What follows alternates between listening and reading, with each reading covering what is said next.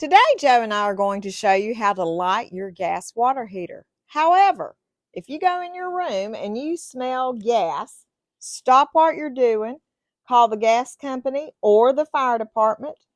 And it is also so important, if you smell gas, do not, strike a match or try to light anything, because that can create explosions.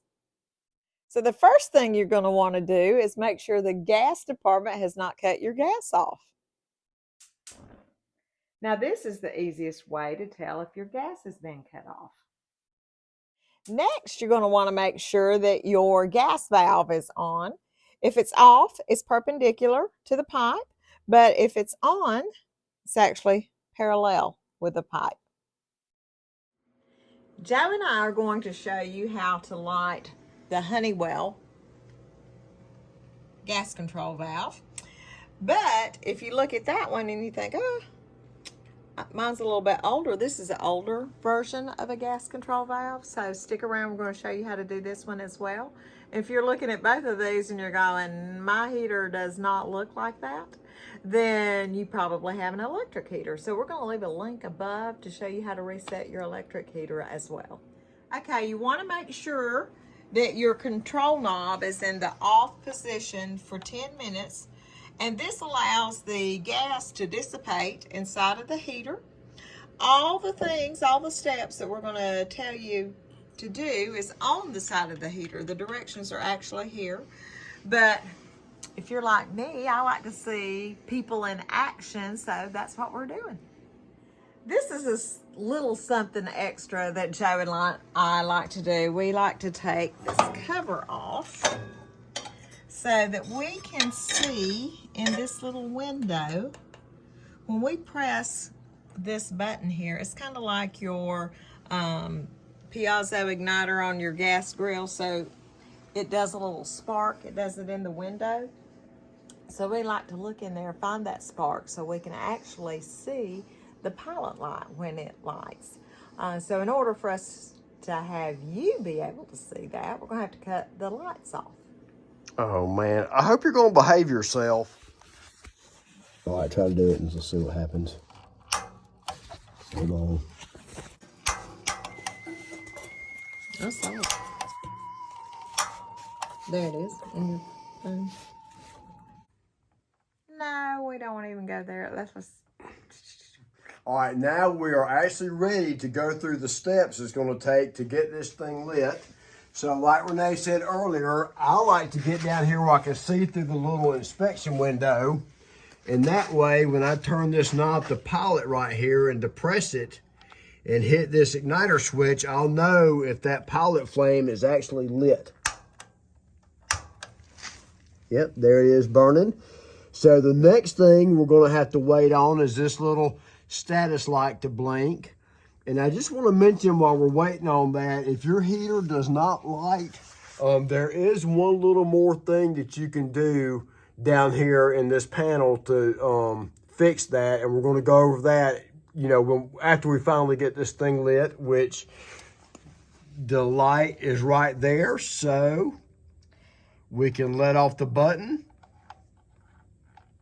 and hopefully hear the sound of victory right there.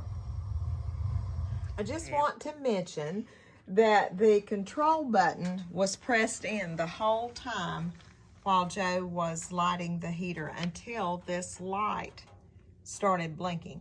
So it is, you do not let go, you do not let this button out until this starts blinking. He also set the control knob on A, which is around 128 degrees. And you want to keep it, you don't want to make it any hotter than that, because if you see here, it tells you how quickly you can get second and third degree burns. And that's so important if you have a small child or elderly person in your home. You don't want them to get burned. Now, if you've gone through all of these steps and your heater still won't light, before I show you the other little trick that you need to do, if you'll please go ahead and press that subscribe button and give us a thumbs up if you found this video helpful. So go over here to your thermal switch And you see this little black button right here? You're going to press that in gently.